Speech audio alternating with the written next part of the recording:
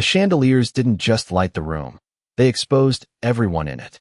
The ballroom stretched wide beneath a ceiling painted in soft gold and ivory, each crystal fixture scattering light like 1,000 watchful eyes, and beneath them, tailored suits and shimmering gowns moved in slow, practiced elegance, the low hum of wealth and conversation rising and falling like a tide that never quite touched the shore.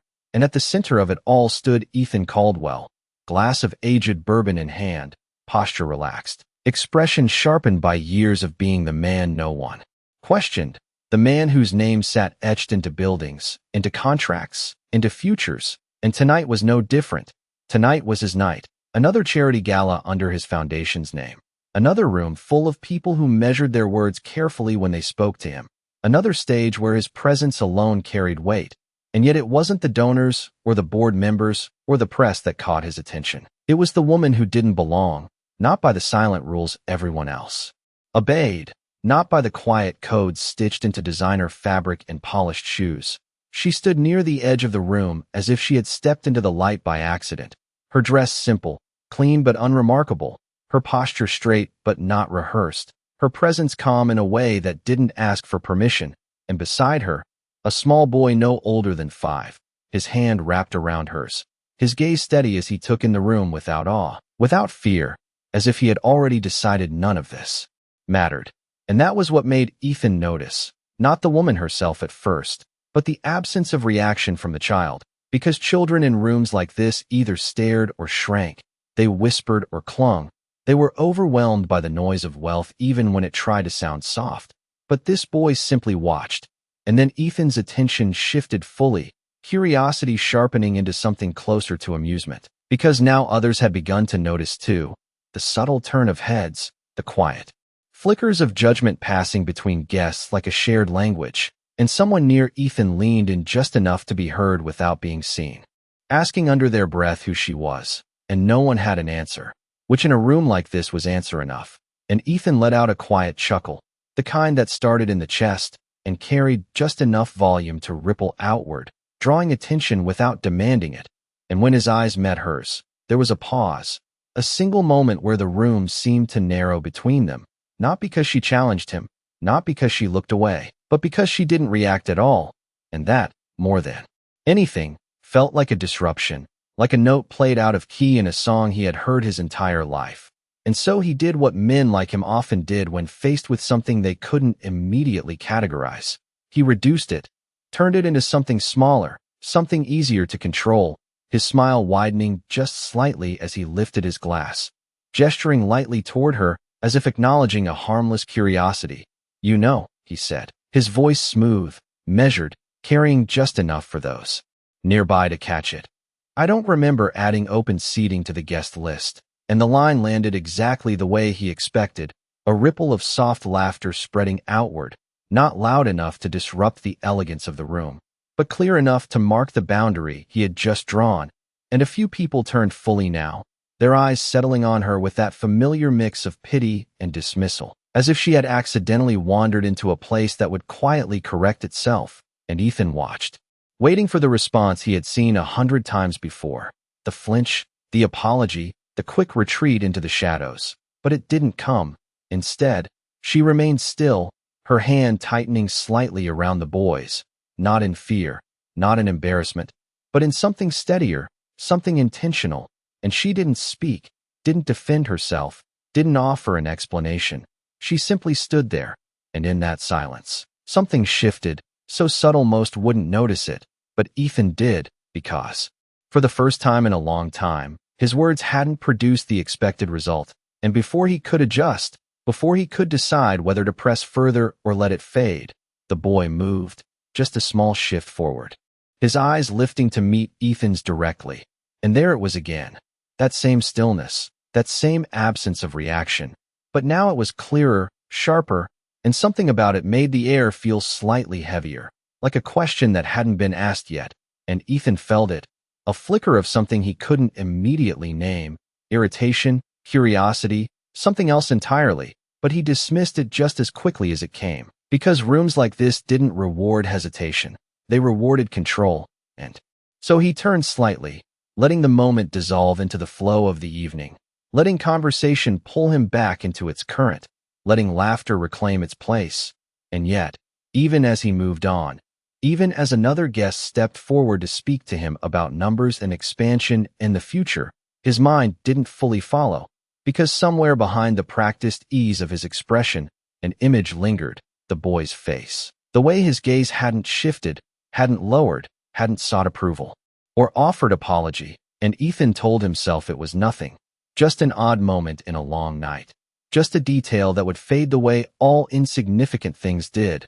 But the room, for all its light and music and carefully curated perfection, felt just slightly off now, like something had entered it that didn't bend to its rules. And across the ballroom, the woman adjusted her grip on the boy's hand, her expression unchanged, her posture steady, as if the laughter had never touched her, as if the moment had already passed. And in the reflection of the polished marble floor beneath them, the distance between their worlds looked smaller than it should have been, though no one there would have said it out loud. The music did not stop, but something in the room had shifted just enough to make it feel distant, like it was playing for someone else. And as conversations resumed and glasses clinked with careful precision, Ethan found himself only half listening. His responses automatic, his smile measured, his posture unchanged, yet his attention kept slipping back to the same point across the ballroom where she stood, still not moving the way others did, still not adjusting herself to fit the rhythm of the night. And the boy beside her had not once looked away, not once reached for distraction or comfort. He simply existed in the space, as if he had every right to be there. And that quiet certainty pressed against Ethan's thoughts in a way he could not quite explain, because it was not defiance, it was not arrogance, it was something steadier than both, something that did not ask to be acknowledged and therefore could not be dismissed as easily as everything else in the room. And when Ethan finally excused himself from the conversation he was in, his steps carried him not directly toward them, but along a path that let him observe without being obvious, passing between clusters of guests, catching fragments of conversation that had already begun to circle around the moment he created, whispers layered in polite tones, questions disguised as concern, speculations softened by smiles. And he heard enough to understand that she had no name in their world, no title that justified her presence, which should have made her irrelevant, and yet it did not, because the absence of explanation only made her more visible.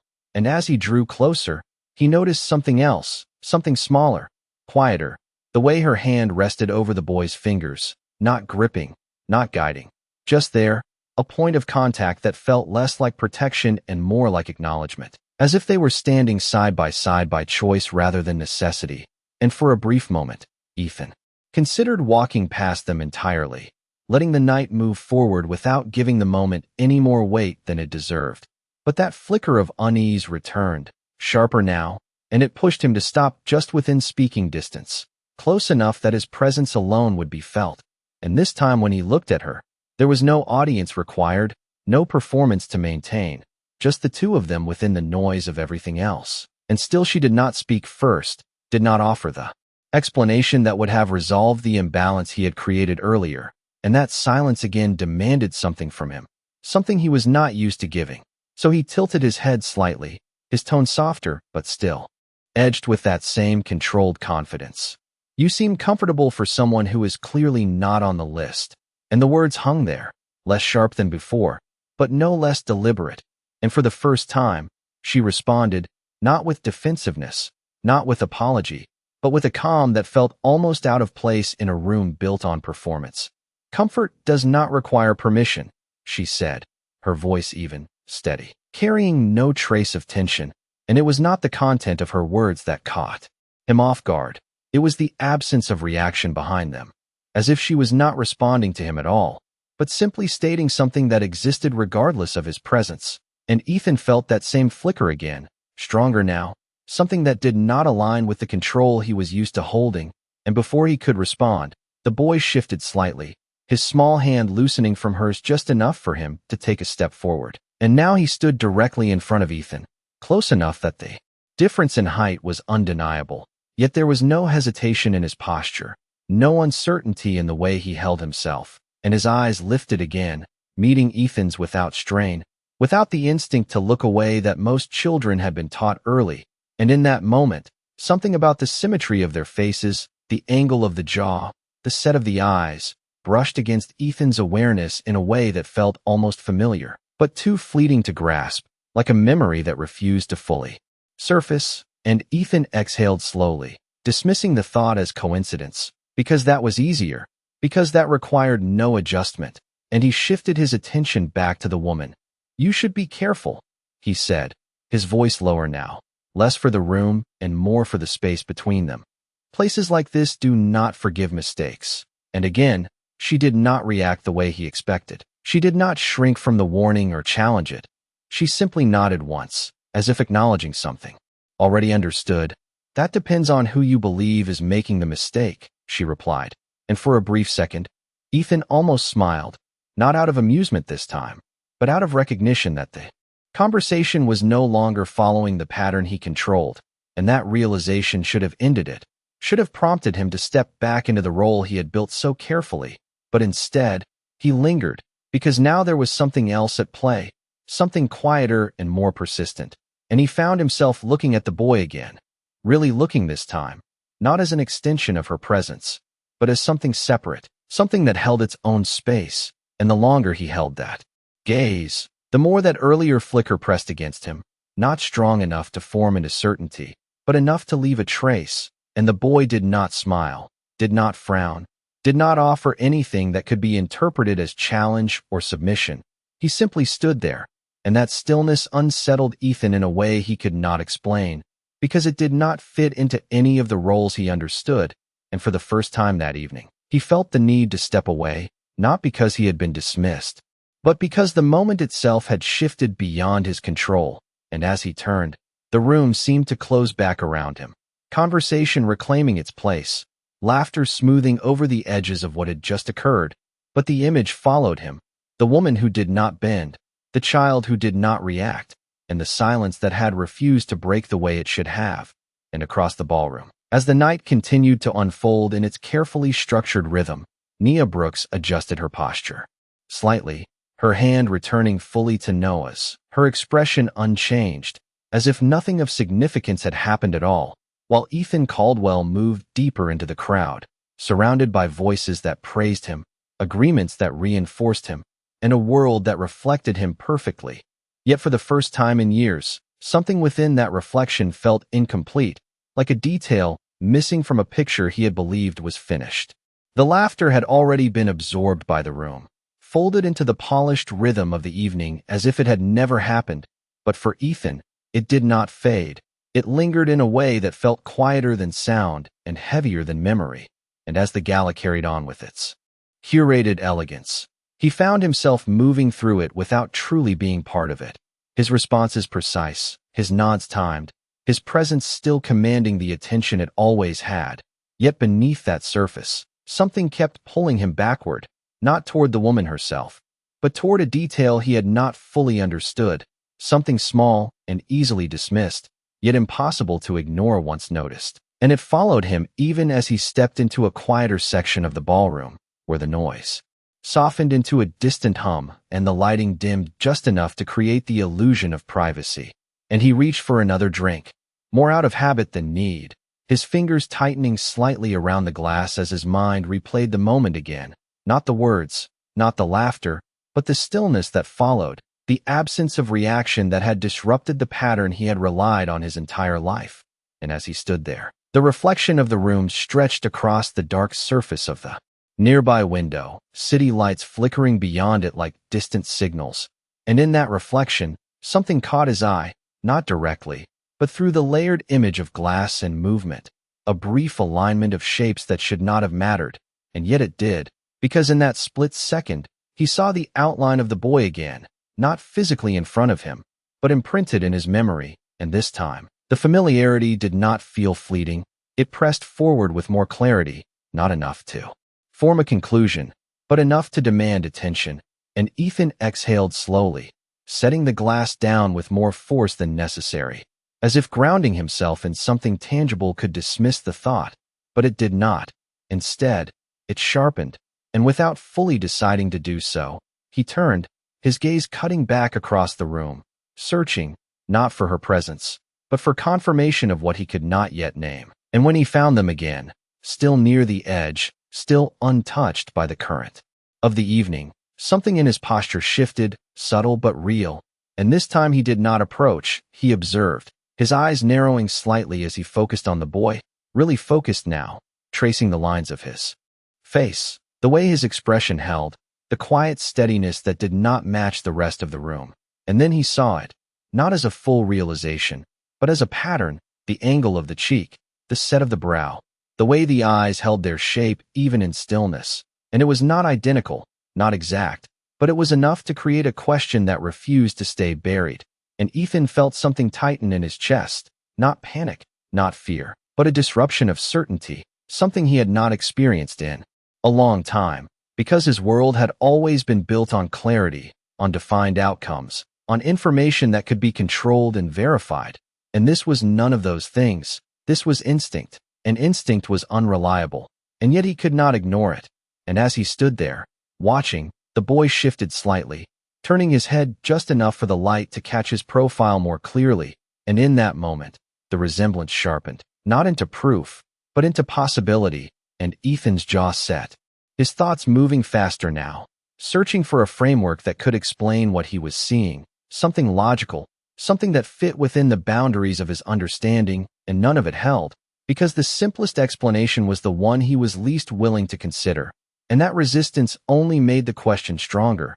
And across the room, Nia felt the shift before she saw it, not because Ethan had moved closer, but because his attention had changed, the weight of it more focused now, more deliberate, and she did not turn immediately, did not acknowledge it in any visible way, but her hand adjusted slightly over Noah's, a quiet signal, a connection reaffirmed, and Noah responded without looking up, his posture steady, his presence unchanged, as if he understood something that had not been spoken. And when Nia finally did turn, her gaze met Ethan's again, and this time there was no distance of misunderstanding between them, no assumption to hide behind, just a quiet recognition that something had shifted, and Ethan held that gaze for a second longer than before, not out of dominance, not out of challenge, but because he needed to confirm what he was beginning to see. And the longer he looked, the less comfortable the answer became. And he broke the moment first, not outwardly, not in a way anyone else would notice, but internally, pulling his attention away as if distance could restore the balance he was used to, and he reached into his jacket, retrieving his phone with a motion that appeared casual, practiced, but the intent behind it was anything but. And as he turned slightly, creating a space between himself and the rest of the room, he dialed a number. Without hesitation, his voice low when the line connected. "I need a background check," he said, his tone controlled but edged with something new, something sharper. "A woman named Nia Brooks, and the child with her. I want everything." There was a brief pause on the other end, a question unspoken but understood, and Ethan added, quieter now, "Do not take your time."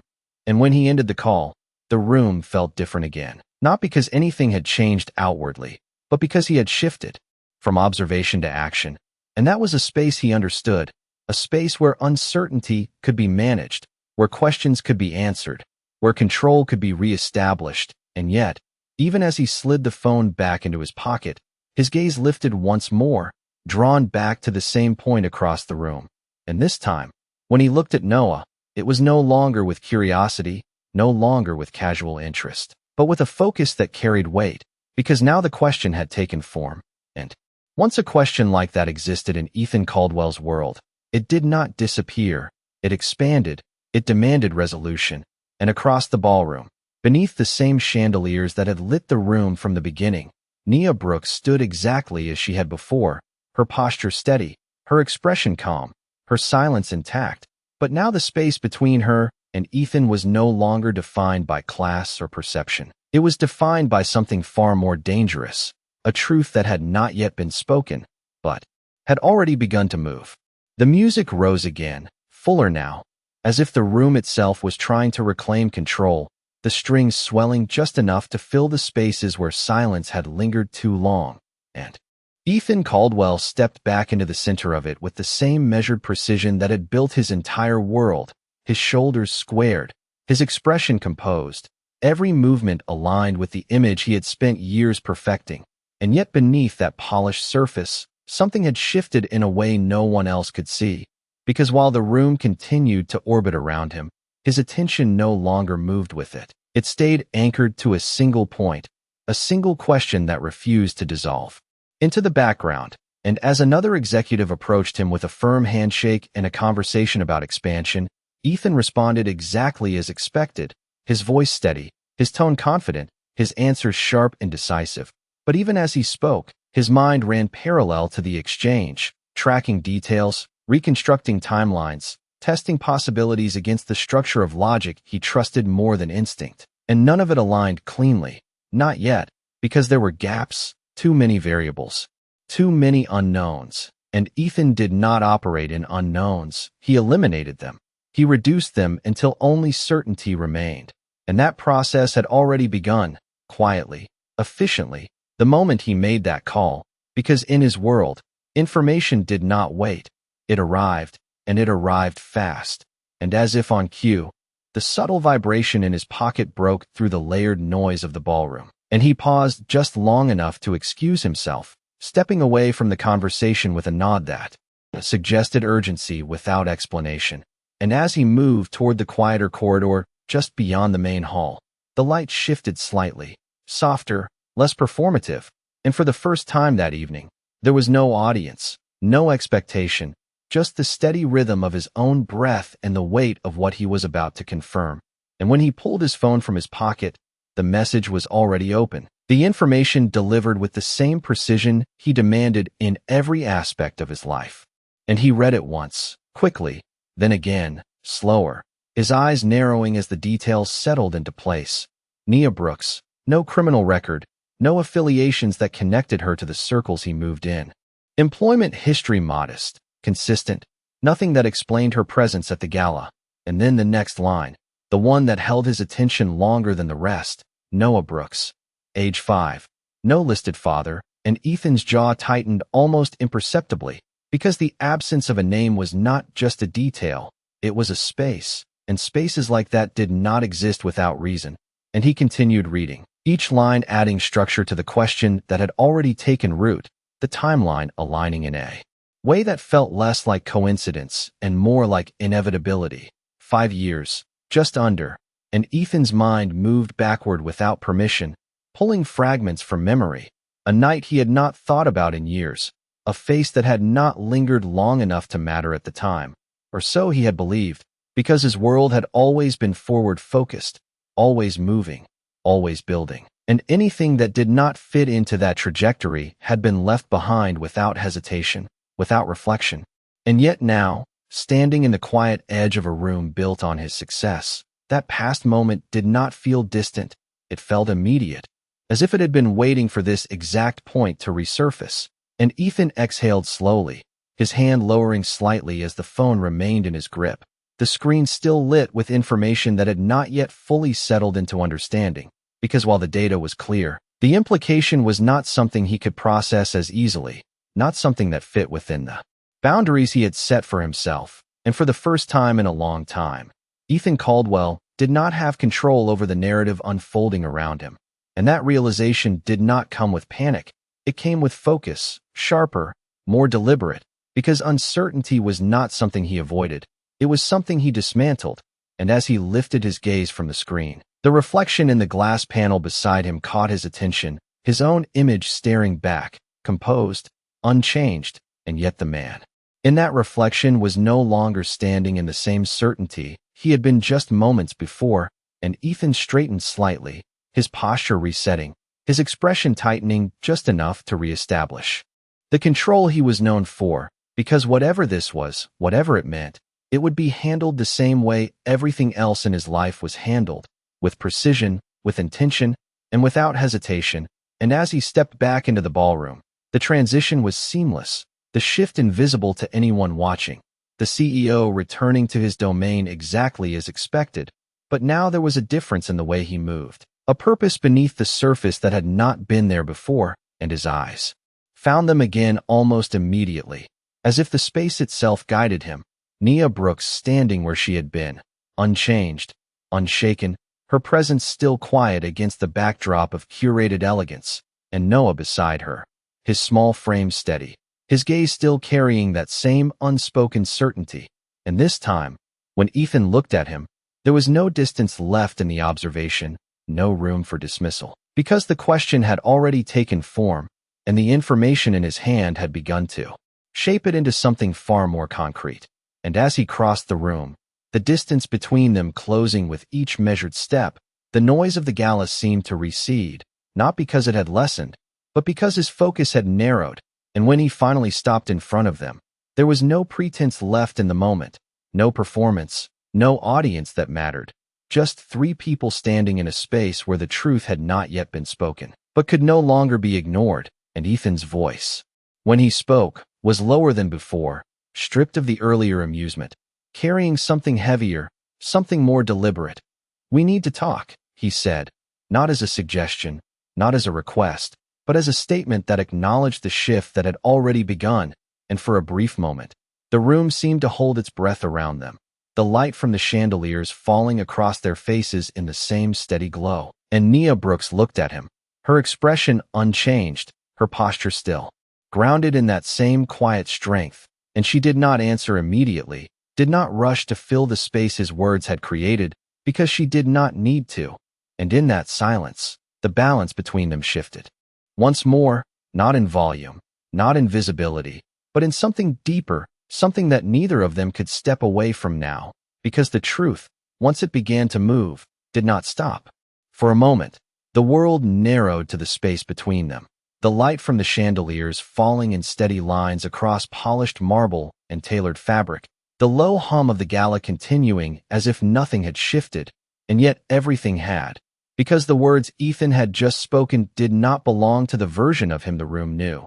They carried no performance, no calculated charm, only intent, and Nia Brooks felt it clearly, not in the tone, but in the absence of everything else that had come before. And she did not move immediately, did not respond with urgency or hesitation. She simply looked at him, her gaze level, her posture unchanged, her hand still resting lightly over Noah's, and that stillness, that refusal to react on his terms, forced Ethan to hold his ground in a way he had not anticipated, because he was used to movement, to immediate answers, to people adjusting themselves around his expectations. But she did not adjust, and the seconds stretched just long enough to make the moment visible, not to the room, but to him. And when she finally spoke, her voice was quiet, controlled, carrying no edge. "There is nothing to talk about," she said, and the simplicity of the statement landed heavier than resistance ever could have, because it did not challenge him. It dismissed the premise entirely, and Ethan's jaw tightened slightly, not in anger, but in recalibration, because the conversation he had intended to have did not exist in the way he expected. And yet, the need for it remained, stronger now, more defined, and he stepped closer, not enough to invade, but enough to make the distance between them intentional. "That is not true," he replied, his voice steady, lower than before. "You know it is not." And for a brief moment, the air between them held that tension, quiet but undeniable, and Noah shifted slightly beside Nia, his small hand brushing against hers again, grounding, steady, and Ethan's eyes flickered toward him, drawn once more to the detail he could no longer ignore. And this time, he did not look away quickly.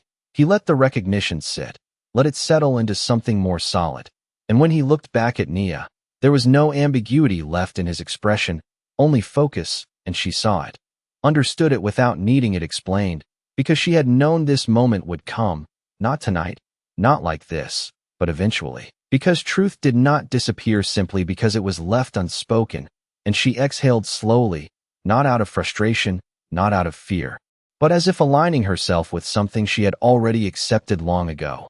And then she spoke again, her voice just as calm, but now carrying something deeper beneath it, something that did not need to be raised to be heard.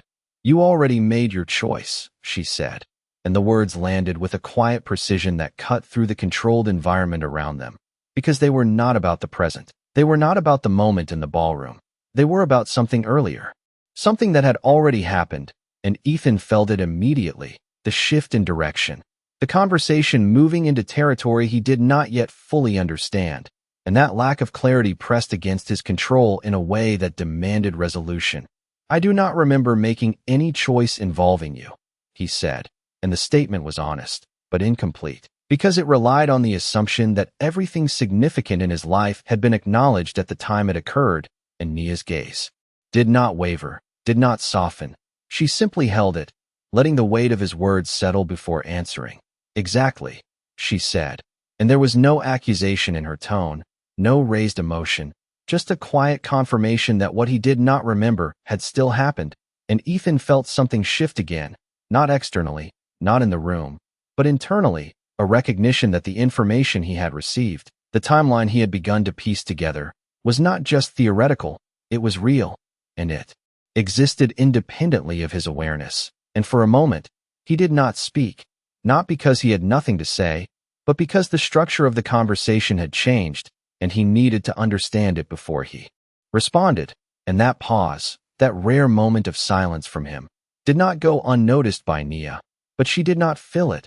She allowed it to remain, because this was not a space she needed to control. It was one she had already moved through long before he arrived. And Noah, still standing beside her, looked up again, his gaze shifting between them, not confused, not uncertain, just aware in the way children sometimes were when they sensed something significant without needing it explained.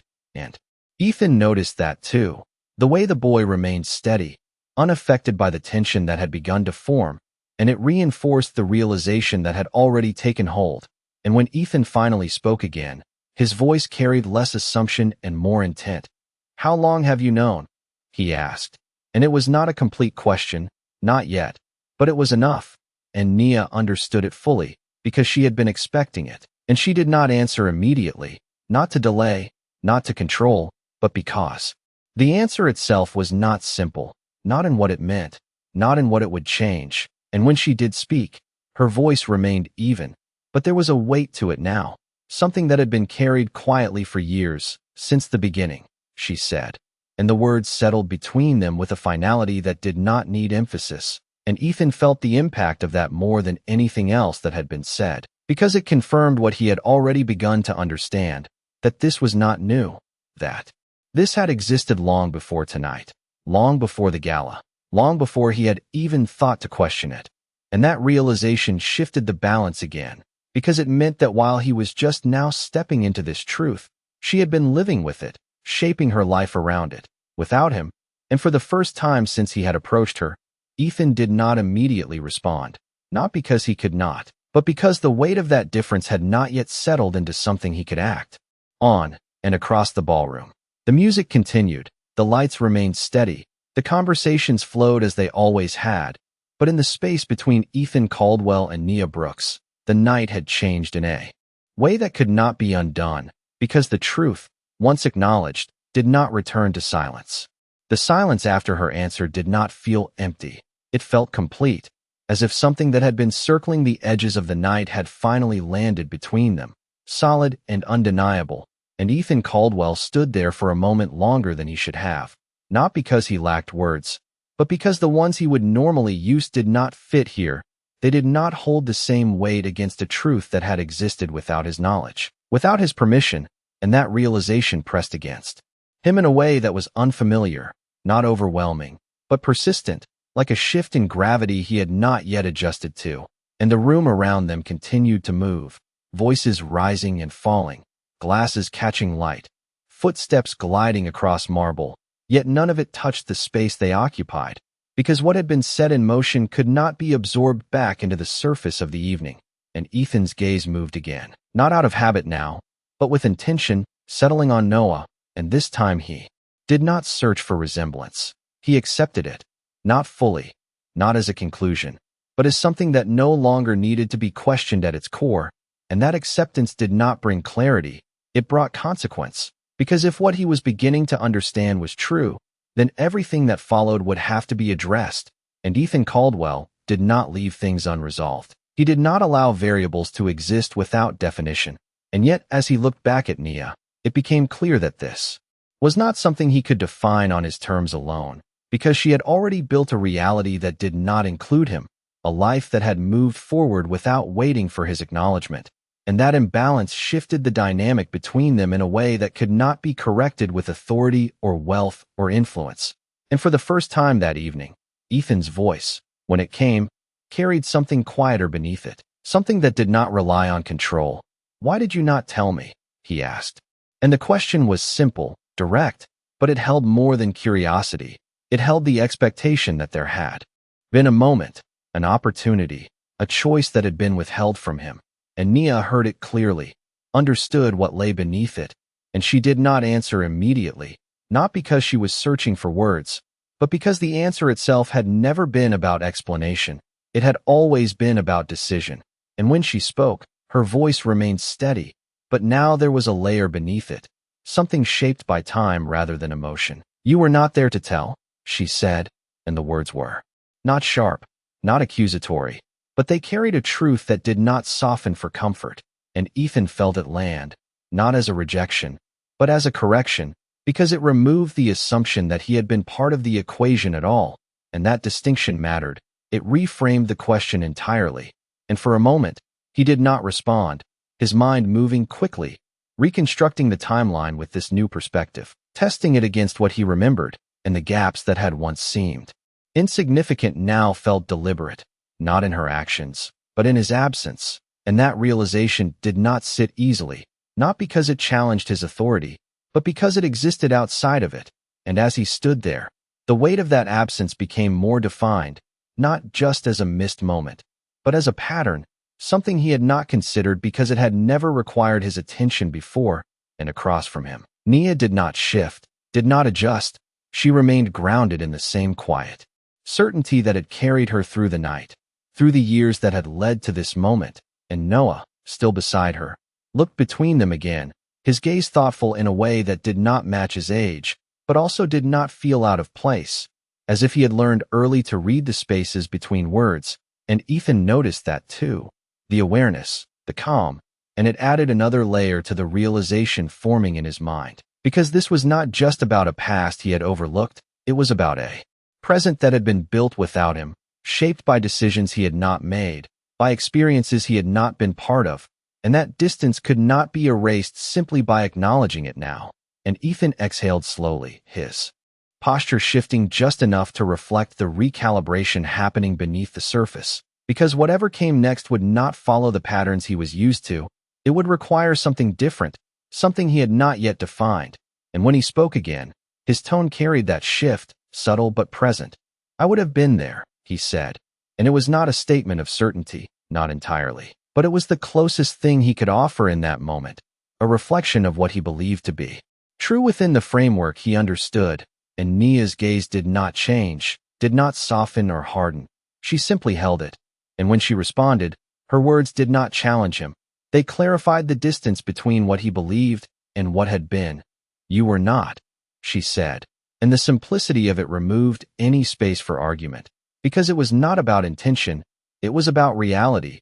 And Ethan felt that again. The shift, the recognition that this conversation was not one he could steer through assertion or logic alone, because it was rooted in something that had already happened, something that could not be revised or negotiated. And for the first time since he had stepped into this moment, Ethan Caldwell did not try to correct it, did not push against it. He simply stood there, absorbing it, letting the weight of it settle into something he could begin to understand. And the room around them continued to move, the music carrying on, the night unfolding as it was meant to. But in the space between them, the truth had moved beyond acknowledgement. It had begun to reshape everything that came after, and neither of them stepped away, because there was nowhere left to step that would return them to what had been before. The air between them did not break. It settled, heavier now, shaped not by what had just been said, but by everything that had gone unspoken for years. And Ethan Caldwell stood still in a way that would have looked composed to anyone watching. But inside, the rhythm he relied on had shifted, not chaotic, not unstable, just different, as if the ground beneath a carefully built structure had adjusted without warning. And across from him, Nia Brooks remained exactly as she had been from the beginning of the night, her posture steady, her presence grounded in something that did not require validation. And Noah stood between them without stepping back, without moving closer, simply existing in the center of a truth neither of them could ignore anymore. And for a moment, none of them spoke, because the conversation had moved beyond questions that could be answered quickly. It had entered a space where every word carried consequence, and Ethan understood that. Now, understood that whatever came next would not be controlled by tone or position, but by something far less predictable, something rooted in reality rather than perception, and he exhaled slowly, not out of frustration, but to steady the shift happening within him, because he was not a man who reacted without intention.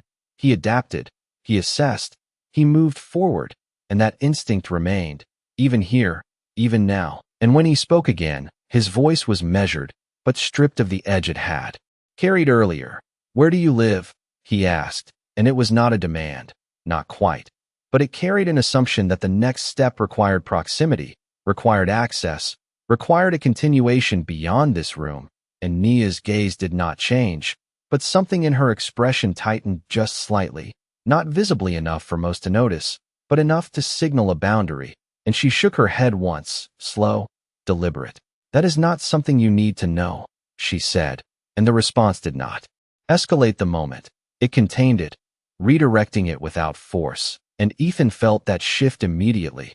The line she had drawn, not loudly, not dramatically, but clearly, and for the first time that evening, he encountered resistance that did not come from emotion, but from certainty, and it forced him to adjust again, because this was not negotiation, this was something else entirely, and he stepped back half an inch, not retreating, but acknowledging the space she had claimed, and his eyes moved to Noah once more, not out of habit now, but because the boy had become central to everything that had unfolded, and Noah looked back at him without hesitation, his small frame still, his expression unchanged, and there was something in that gaze, something steady and unguarded, that Ethan could not dismiss, because it did not carry expectation, it did not ask for anything, it simply existed, and that absence of demand made it more significant, not less, and Ethan felt it settle in a place he had not prepared for, a place that did not operate on logic alone, and he turned his attention back to Nia, his voice quieter now, not in volume, but in intent. "He deserves to know," he said, and the words were not a claim, not yet, but they carried an implication that could not be ignored, and Nia's expression remained calm, but there was a shift beneath it, something that had been held steady now moving slightly, not breaking, not giving way, but adjusting, and when she responded, her voice carried the same composure, but with a clarity that cut through any assumption. "He knows what he needs to know," she said, and Ethan held her gaze, processing the meaning behind that, understanding that she had already made decisions, already shaped the narrative in a way that did not include him, and that realization pressed against him again, not as resistance, but as reality, and for a moment, he did not respond, because there was no immediate way to counter something that had already been established, and the room around them continued to move, unaware of the shift taking place within this small, contained space. And Noah shifted slightly again, his hand brushing against Nia's, and then, for the first time, he spoke, his voice soft but clear, carrying none of the hesitation that might have been expected. "Are you the man from the picture?" he asked, and the question was simple, direct, but it landed with a weight that neither adult could ignore, and Ethan's breath stilled for a fraction of a second, because the implication was immediate, undeniable, and his eyes moved to Nia, not in confusion, but in confirmation, and she did not look away, did not interrupt, she allowed the question to exist, to be heard, and that choice alone said more than any explanation could have, and Ethan looked back at Noah, really looked this time, not searching for resemblance, not questioning possibility, but seeing him as he was, present, aware, and waiting, and something within him shifted again, not outwardly, not in a way that changed his posture or his expression, but internally, a recognition that this was no longer about him alone, no longer about control or information or timelines. It was about something that had already taken form without his involvement, and he lowered himself slightly, not fully bending, but enough to meet the boy at a closer level, his voice steady, but different now, carrying a weight he had not needed before. "What picture?" he asked, and Noah glanced up at Nia briefly, not seeking permission, but acknowledging her presence, and she gave the smallest nod, almost imperceptible, and then Noah reached into the pocket of his small jacket, pulling out a folded photograph, worn at the edges from being handled more than once, and he held it out without hesitation. And Ethan took it slowly, his fingers careful, deliberate, and when he unfolded it, the image inside settled everything that had been forming into something undeniable, because there he was, younger, less guarded, standing beside Nia in a moment he had not remembered until now, a moment that had not seemed significant at the time, but now carried a weight that extended far beyond the frame, and Ethan stared at it for a second longer than necessary, his mind not racing, not reacting in panic, but aligning, connecting the past to the present with a clarity that left no room for doubt. And when he looked up again, his gaze moved between Nia and Noah, and the silence that followed was no longer uncertain, it was defined, because the truth had moved from possibility into something real, something that could not be dismissed or delayed. And in that moment, beneath the steady light of the chandeliers and the quiet hum of a room that continued as if nothing had changed, everything had.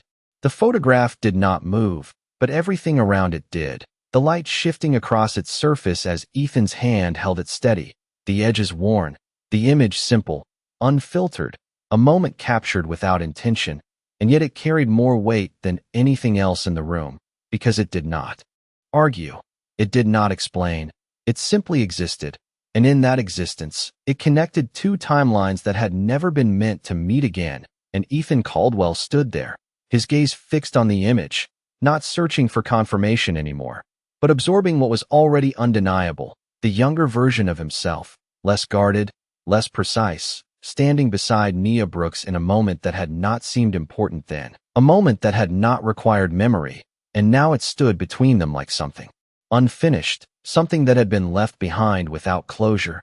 And Ethan exhaled slowly, the breath controlled, measured, but heavier than before, because the clarity he always relied on had arrived, and it had brought with it something he could not immediately resolve.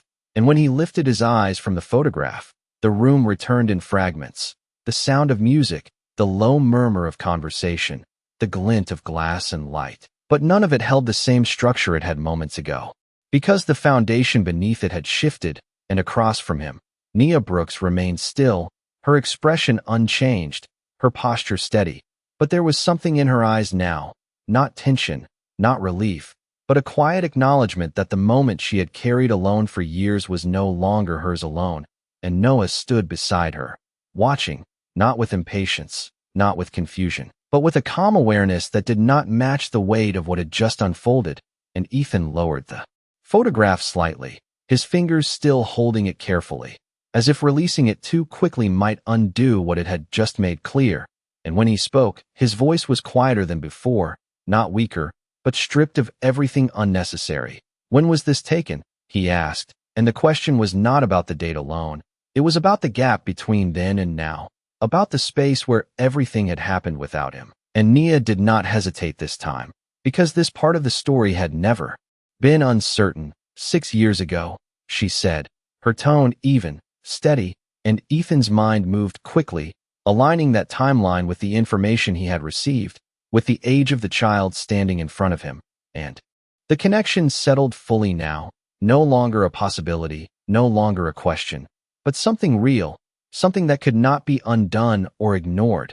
And Ethan nodded once, not in agreement, but in acknowledgement, as if placing the final piece into a structure he had been building since the moment he noticed them. And he looked at Noah again, not searching, not questioning, but seeing him clearly for the first time, not as a reflection, not as a resemblance, but as a presence, separate, defined, and real. And something in that recognition shifted again, deeper this time, moving beyond logic into something that did not follow the patterns he was used to. And he straightened slightly, the photograph still in his hand, and his gaze returned to Nia. "You kept this," he said, and it was not an accusation, not a challenge, just a statement that carried its own weight. And Nia's expression remained calm, but her answer came with a quiet certainty that did not need to be explained. "He wanted to know where he came from," she said, and the simplicity of it reframed everything again, because the photograph was not about memory, it was not about holding on to the past, it was about providing something for the future, something for the child standing between them, and Ethan felt that shift settle into place, the realization that this had never been about him, not in the way he had first assumed. It had been about Noah, about giving him something tangible in a space where answers were limited, and that understanding carried a different kind of weight, one that did not fit into the structures Ethan had built his life on, because it was not about control or outcome. It was about presence, about absence, about what had been given and what had not. And for a moment, he did not speak, because the implications of that were not immediate. They were layered, and they extended beyond the boundaries of this room, beyond the boundaries of this night. And Noah watched him quietly, his small frame steady, his gaze still carrying that same calm focus. And then he spoke again, his voice soft but clear. "Mom said you did not know," he said, and Ethan's attention shifted fully to him. The words, landing without resistance, without defense, because they were not accusatory, they were factual, and Ethan nodded slightly, not out of habit, but because it was the only response that fit. "I did not," he said, and the admission was simple, direct, but it carried something new, something that had not been present earlier in the night, because now it was not about maintaining an image. It was about acknowledging a reality that had existed without him, and Noah seemed to accept that without question, his expression unchanged, his posture still grounded in that quiet certainty. And Nia watched the exchange without interruption, her presence steady, allowing the moment to unfold without directing it, because this was not a conversation she needed to control. It was one that had already moved beyond her alone, and Ethan glanced down at the photograph one more time before carefully folding it along its worn crease. His movements deliberate, respectful, and he handed it back to Noah, not as a gesture of distance, but as an acknowledgement of what it represented, and Noah took it without hesitation, slipping it back into his pocket with the same quiet ease. And for a brief moment, the three of them stood there, the truth no longer hidden, no longer uncertain, but not yet fully defined in what it would mean moving forward. And Ethan exhaled again, slower this time, as if allowing the weight of it to settle into something he could begin to act on. Because that was what he did. He moved forward. He addressed what was in front of him. And yet this was not something that could be handled in the same way as everything else, because it was not just a situation, it was a life, two lives, that had already been shaped without him. And as the music continued and the room remained unaware, Ethan Caldwell realized that for the first time in years, he was standing at the beginning of something he had not planned, something he could not control in the way he was used to, and something that would demand more than strategy to navigate. The room did not know what had changed, but it felt it anyway, not in the conversations or the music or the rhythm of the night, but in the subtle way. Attention began to shift, the way glances lingered a second longer than they should, the way silence appeared in small pockets where there had only been effortless flow before, and at the center of it, Ethan Caldwell stood with a stillness that did not match the version of him everyone else recognized, because the man who controlled outcomes, who dictated direction, who shaped every room he entered with precision, was now standing inside a moment he had not created, and for the first time in years, that difference was visible, not in what he did, but in what he did not do, because he did not step away, he did not dismiss it, he remained, and across from him, Nia Brooks watched without urgency, without expectation, her posture steady, her presence grounded in something that had already endured more than this moment could disrupt. And Noah stood between them, the quiet center of everything, his small hand resting against his jacket where the photograph now sat, his gaze shifting between them with the same calm awareness he had carried all night. And Ethan's eyes returned to him again, not searching, not questioning, but measuring something deeper now, something that did not fit into data or reports or projections, something that could not be quantified but could no longer be ignored. And he exhaled slowly, the breath controlled, but heavier than before, because the realization had settled fully, not as a possibility, not as a question, but as a fact, and facts required action, they required response, they demanded structure, and Ethan Caldwell had built his entire life on responding to facts with precision. And yet this one did not align with any system he had used before, because it was not just a fact, it was a consequence, and consequences did not move on command. They unfolded, they revealed themselves over time. And that lack of immediate control pressed against him in a way that demanded adjustment. And when he finally spoke again, his voice carried that shift, not softer, not weaker, but different, more deliberate. "We cannot leave this here," he said, and the statement was not directed at the room, not shaped for an audience. It existed only between them. And Nia's gaze did not waver, but something in her expression acknowledged the truth of that without agreeing to its terms, and she tilted her head slightly, not in challenge, but in quiet consideration. "We already did," she replied, and the words did not reject his statement. They reframed it. They placed it in a timeline he was only now entering, and Ethan felt that immediately. The difference between his urgency and her experience, because for him, this was beginning, but for her, it had already been lived, and that distinction shifted the weight of everything he intended to do next, because it meant he was not stepping into an open space. He was stepping into something that had already been built, and as he processed that, the room around them began to take notice in a way that could no longer be ignored, a subtle circle forming, not physically, but through attention, through the quiet alignment of curiosity. Because the man who commanded the night had stopped moving, and in a place like this, stillness from someone like him was never invisible, and Ethan was aware of it, aware of the eyes, the unspoken questions, the shift in energy, but for once, he did not respond to it. He did not turn it into performance. He let it exist without shaping it, and that alone altered the dynamic of the room more than any statement could have, and Nia saw that too, not as surprise, but as recognition. Because the man standing in front of her was no longer acting from the same place he had earlier in the night, and that difference mattered, not in what it changed immediately, but in what it allowed to happen next. And Noah shifted slightly, his gaze moving toward the surrounding space, sensing the attention even if he did not fully understand it, and his small hand moved closer to Nia's again, not in fear, but in grounding, and Ethan noticed that, the instinct, the connection, and something in him responded to it before he could define why, a subtle pull, not of obligation. Not yet, but of awareness, and he straightened slightly, his posture resetting, not into the rigid control he had before, but into something more intentional, more focused on what mattered in this moment, rather than how it appeared. And he looked at Nia again, his voice steady, but carrying a new weight.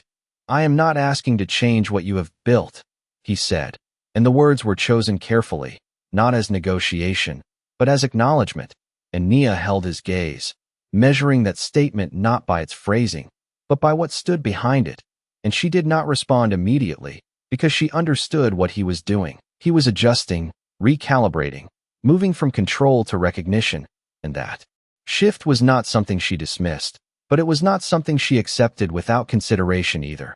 And when she finally spoke, her voice remained calm, but there was a firmness beneath it that had not wavered since the beginning. "Then what are you asking?" she said, and the question was direct, not confrontational, but it required clarity, and Ethan paused for a fraction of a second, not because he lacked an answer, but because the answer itself was not something he had fully defined until this moment. And when he spoke, it came without performance, without calculation. "To understand where I stand in his life," he said, and the words settled into the space between them with a weight that neither of them could ignore, because they were not about control, not about reclaiming something. They were about position, about presence, about a place that had never been claimed before, and Nia's expression did not change. But her silence carried thought now, not resistance, not acceptance, but evaluation, and Noah looked between them again, his gaze thoughtful, his posture steady, and for the first time that night, the question of what came next was no longer abstract. It was immediate, it was real, and it could not be answered by either of them alone, and the room around them continued to move, the music playing, the night unfolding, but at the center of it, beneath the steady light of chandeliers that revealed more than they concealed, 3 lives stood at the edge of something that could not be undone, and whatever came next would not follow the rules that had governed the night before it. The question did not echo, it settled, anchoring itself between them with a weight that neither urgency nor silence could dissolve, and Ethan Caldwell held his ground not out of habit this time, but out of intention, because for the first time in a long time, The answer he had given was not designed to control the direction of the conversation. It was designed to reveal his position within it. And that difference changed everything.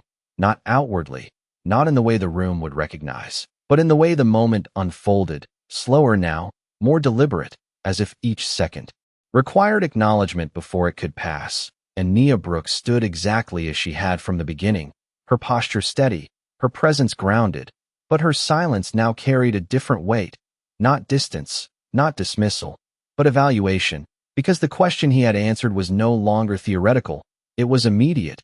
It was about Noah, about the life she had built, about the boundaries she had defined without him. And that was not something she would shift lightly, and Noah stood between them, his small frame still, his gaze moving from one to the other with quiet attention, absorbing what he could not fully understand but instinctively recognized as important. And Ethan noticed that again, the awareness, the steadiness, and it reinforced something deeper within him, something that no longer felt like instinct alone. It felt like responsibility beginning to take shape, not as an obligation imposed from the outside, but as something emerging from the truth itself. And that realization did not overwhelm him. It focused him, because Ethan Caldwell did not move without purpose.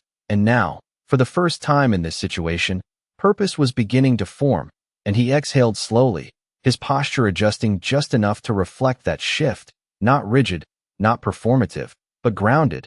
And he spoke again, his voice steady, measured. "I am not here to disrupt what you have built," he said. And the words were not repeated for emphasis. They were clarified through the way he held them, through the absence of anything that would contradict them. And Nia listened without interruption, her gaze steady, her expression unchanged. But there was something beneath it now, something that acknowledged the difference in his tone, in his approach, and she did not dismiss it. But she did not accept it without question either, because she had spent years building something stable, something intentional, and that did not shift simply because he had stepped into the picture. And she tilted her head slightly, not in challenge, but in thought. And when she spoke, her voice carried the same calm control it had all night. "Then you need to understand that you do not get to define it," she said. And the words were not sharp, not raised, but they carried a boundary that had already been established long before this moment. And Ethan felt that immediately, not as resistance, but as structure, something that existed independently of his presence. And he nodded once, not in agreement alone, but in acknowledgement, because that was something he could understand, something he could work within.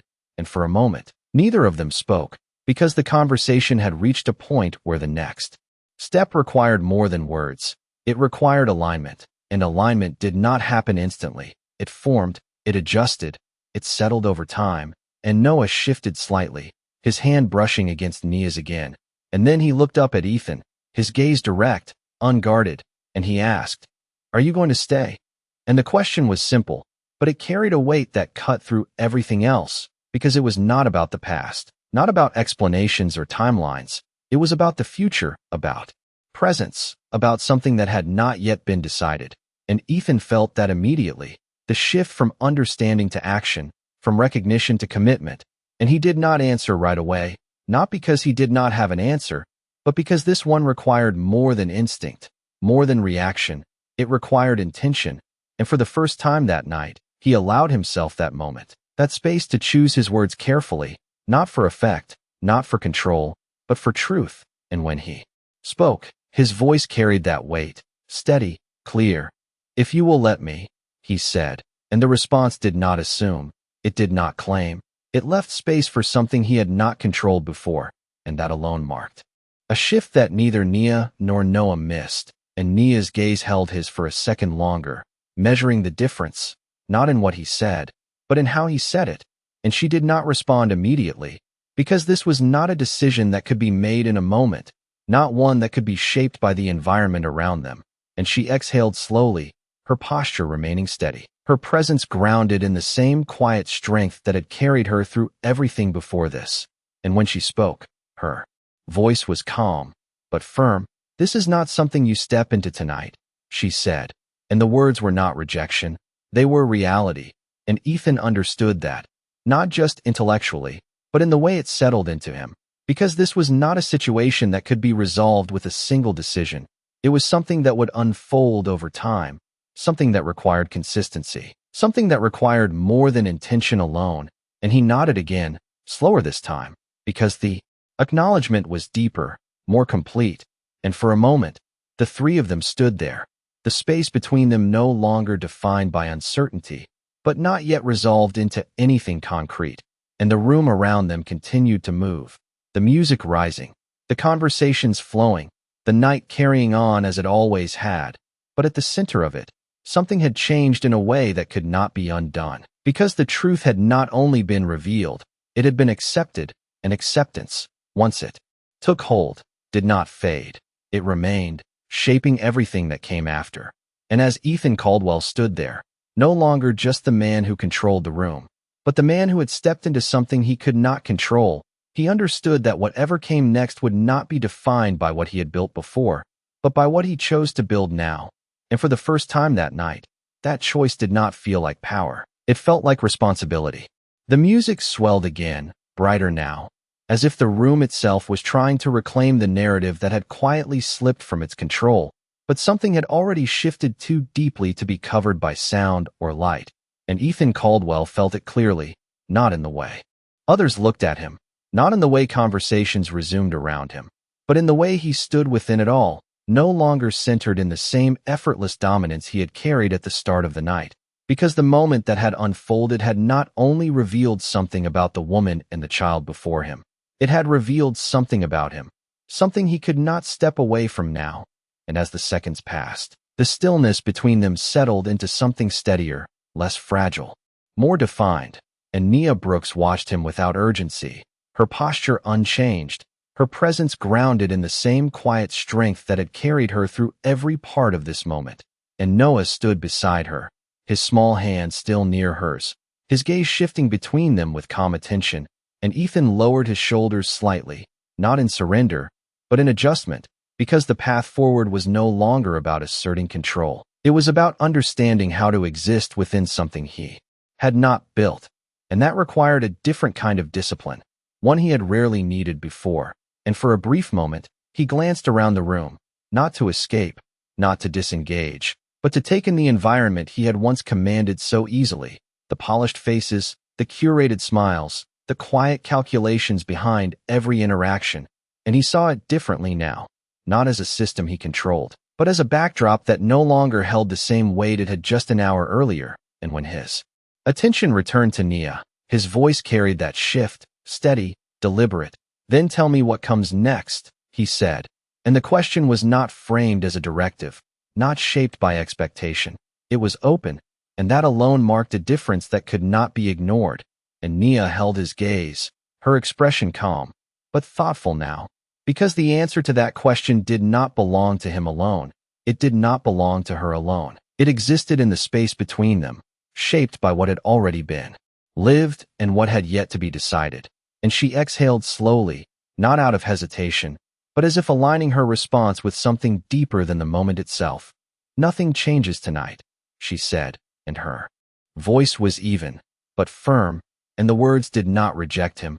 They placed a boundary around the pace of what would come next, and Ethan nodded once, not because it was what he wanted, but because it was what made sense, because anything else would have been a disruption, and disruption was not what this required. And Noah looked up again, his gaze steady, and he asked quietly, "Are you leaving?" And the question was simple, but it carried a different weight now, because it was no longer about the past. It was about presence, about whether the man standing in front of him would disappear as easily as he had appeared. And Ethan felt that immediately, the significance of the question settling into him in a way that bypassed logic and landed somewhere more direct. And he looked at Noah, really looked, not as a reflection of himself, not as a problem to solve, but as a person whose question deserved a real answer. And he shook his head slightly, his voice steady. "Not yet," he said, and the response was not a promise, not a commitment to something undefined, but it was enough for now, enough to establish that this moment would not end with absence. And Noah seemed to accept that without further question, his posture relaxing just slightly, and Nia watched the exchange without interruption, her expression unchanged. But there was something beneath it now, something that acknowledged the difference in Ethan's approach, the absence of control, the presence of intention, and she did not respond to it directly, because acknowledgement did not equal acceptance, and acceptance would take time, and Ethan understood that, not fully, not yet, but enough to recognize that this was not something that could be resolved in a single conversation, and he stepped back half a step, not retreating, but creating space, respecting the boundary she had set without needing it reinforced, and the movement itself carried meaning, because it showed restraint, something that had not been necessary for him before, and as he did, a voice from across the room called his name, sharp enough to cut through the layered noise, pulling attention back toward the role he had been playing before this moment began, and Ethan paused, his gaze shifting briefly in that direction, then back to Nia and Noah, and for a fraction of a second, the two worlds he existed in overlapped, the one built on control and expectation, and the one that had just revealed itself in quiet truth, and the choice between them was not immediate, not forced, but it was present, and Ethan turned slightly toward the voice, acknowledging it with a raised hand, signaling that he would return, but he did not move right away. He remained where he was, his attention still anchored to the space in front of him, and when he spoke again, his voice was low, meant only for them.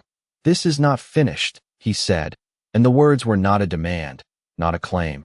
They were a recognition, and Nia met his gaze, her expression steady, her voice calm when she responded, "No, it is not." And for a moment, that was enough, not resolution, not agreement, but alignment and understanding that something had begun that could not be undone, and Ethan nodded once more, slower this time, as if sealing that acknowledgement into something more permanent, and then he stepped back fully, turning toward the voice that had called him, re-entering the flow of the room with the same composed exterior he had always carried, but something had changed beneath it, something that would not be absorbed back into the performance of the night. And across the ballroom, Nia Brooks remained where she was, her posture steady, her presence unchanged, her hand resting lightly near Noah's, and Noah looked down briefly, then back up, the photograph still safe in his pocket, and the light from the chandeliers continued to fall across them all, revealing everything and hiding nothing at the same time, and the night moved forward, but not in the same way it had begun. The night did not pause for them, but it no longer held them the same way, and as Ethan Caldwell stepped back into the current of the gala, the rhythm that had once felt effortless now moved around him instead of through him, conversations resuming at his presence, smiles returning with practiced ease, hands extending with expectation, yet beneath it all, something had shifted in a way that could not be smoothed over by charm or precision, because the man who had once controlled every angle of this room was now carrying something that did not fit within its polished structure, and as he responded to greetings, as he nodded at familiar faces, his attention remained divided, not in distraction, but in awareness, because across the ballroom, Nia Brooks and Noah still stood in the same quiet space they had held from the beginning, and even from a distance, their presence did not fade into the background the way everything else did. It remained defined, grounded, untouched by the performance unfolding around them, and Ethan felt that contrast clearly, the difference between the world he had built and the reality he had just stepped into, and it did not pull him away from one toward the other. It forced him to recognize both at the same time, something he had never needed to do before, and as the minutes passed, the room began to shift again, not because of anything overt, but because attention has a way of gathering around what it does not fully understand. In the earlier moment, the stillness, the quiet exchange that had interrupted the flow of the evening, had not gone unnoticed, and now it lingered in subtle ways, in glances, in whispers carefully disguised as casual observation, and Ethan was aware of it, aware of the narrative forming without his direction, and for the first time, he did not immediately correct it. He did not step in to reshape perception, because something in him had changed its priority, and when the host of the event approached him, guiding him toward the stage for the scheduled remarks, Ethan followed without resistance, his posture returning to its familiar precision, his expression composed, and as he stepped up beneath the brighter lights, the room quieted, attention shifting fully toward him, the expected center of the night reclaiming its place, and he stood there, looking out over a room that had always reflected his control, his success, his influence, and for a moment, he said nothing, not out of hesitation, but because the words he had prepared no longer fit the space he was standing in, and that realization settled into him with a clarity that did not require urgency, only honesty. And when he finally spoke, his voice carried across the room with the same strength it always had. But there was something different beneath it, something less rehearsed, more present. Tonight was meant to celebrate legacy. He began, and the word itself felt heavier now, no longer abstract, no longer a concept tied only to business and reputation, but something personal, something real.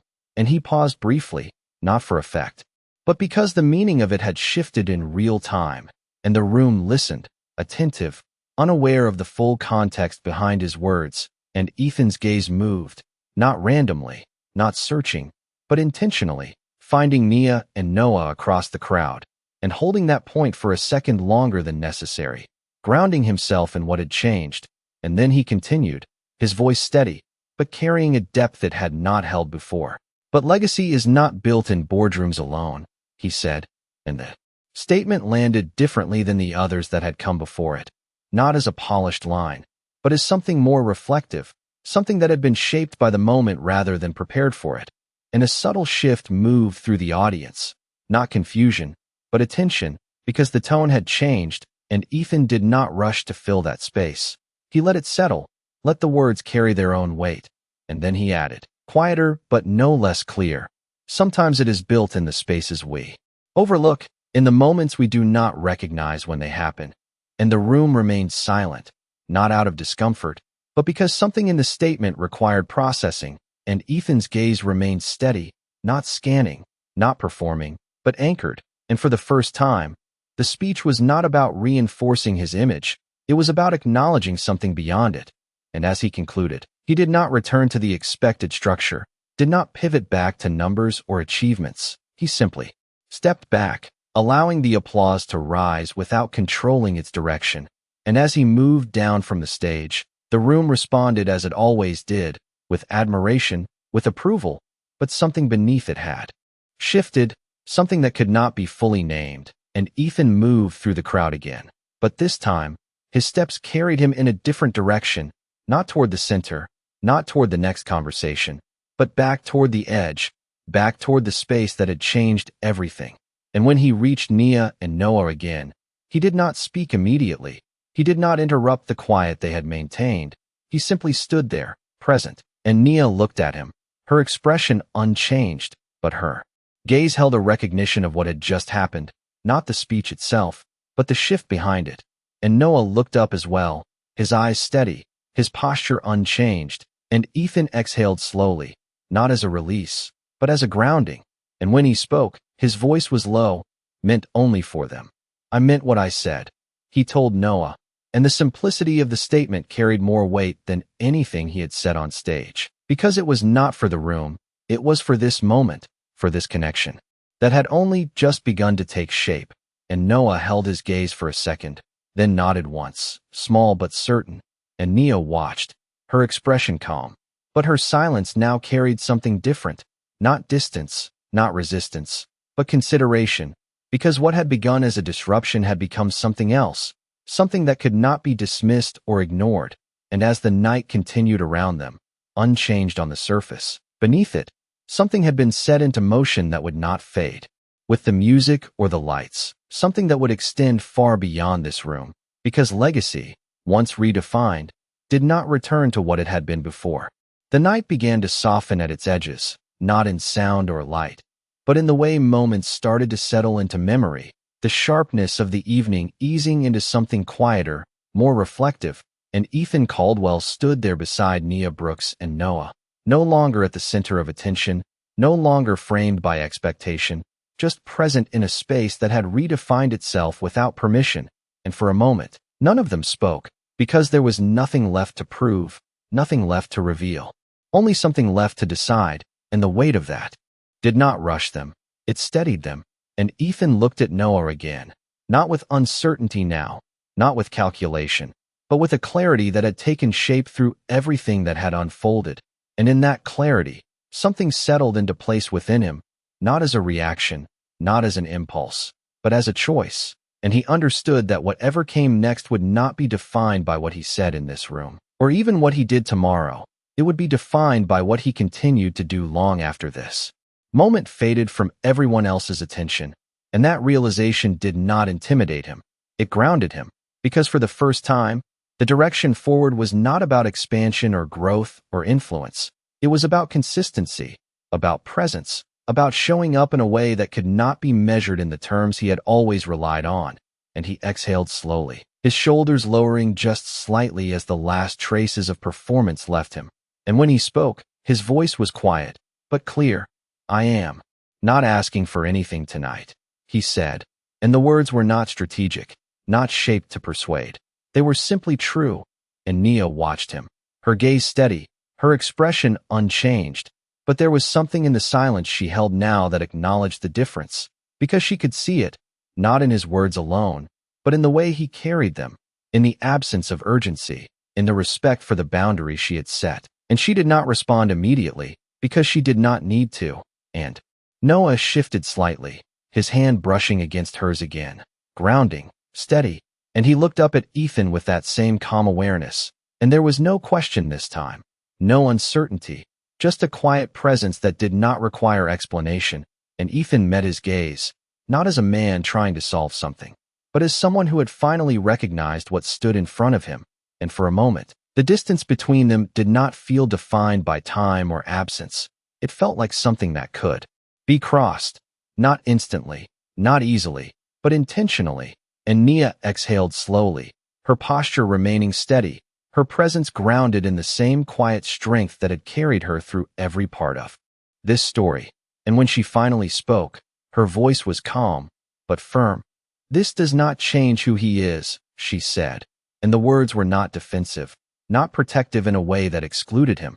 They were simply a statement of truth, and Ethan nodded once, not in agreement alone, but in understanding, because he knew that already, knew that whatever role he might come to have would not redefine Noah, would not rewrite what had already been built, and that acceptance was not difficult, it was necessary, and he held that understanding without trying to shape it into something else. And the room around them continued to wind down, conversations softening, guests beginning to move toward the exits, the glow of the chandeliers losing its intensity as the night approached its end.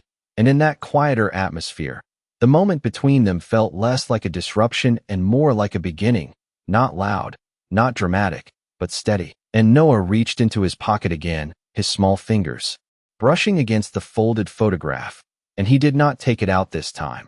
He simply held it there for a second, as if acknowledging its place, its meaning. And then he looked up again, his voice soft, but certain. "You can come again," he said.